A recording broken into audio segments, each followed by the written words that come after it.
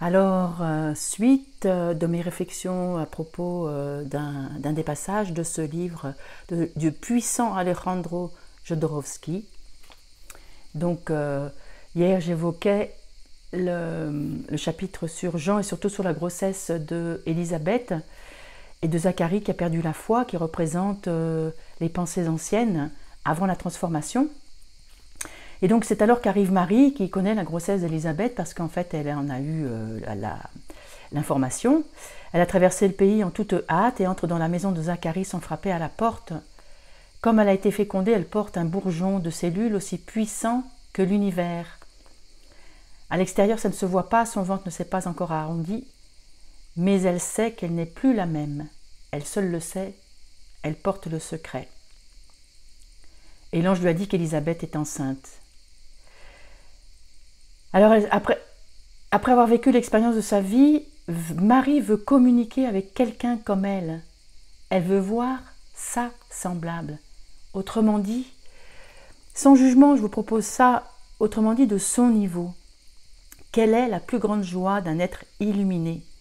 Rencontrer un autre illuminé et pouvoir parler au même niveau, vibrer ensemble sur le même registre.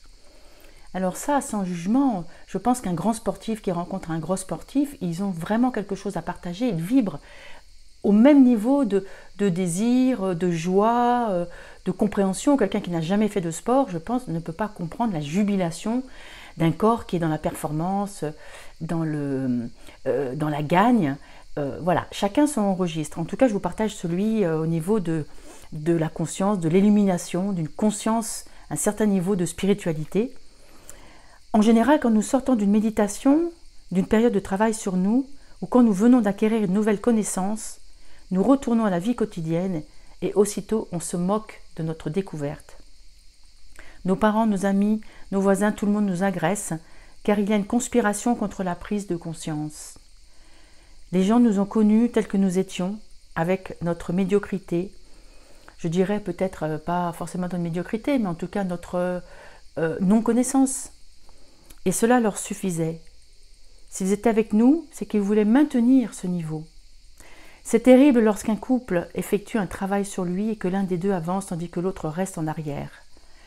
Ce dernier n'est pas heureux des progrès de l'être aimé, bien au contraire.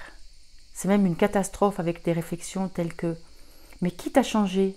Cesse de fréquenter ces gens. Ce n'est pas possible, je ne te reconnais plus. » Et ça m'angoisse. Nous ne voulons pas changer. L'ego s'accroche. Il est comme un œuf. À un moment donné, l'œuf commence à trembler et il se dit « J'aimerais qu'on me mette dans de l'eau bouillante pour devenir dur. Ainsi, aucun poussin ne viendrait me briser de l'intérieur. » En gros, pour moi, c'est rester dans sa zone de confort ou bien accepter le chaos, sortir de sa zone de confort et aller vers tous les possibles. Voilà, Anne, femme, sage-femme, mon émotion qui se poursuit, lecture que j'ai commencée hier, extrait de lecture. À bientôt.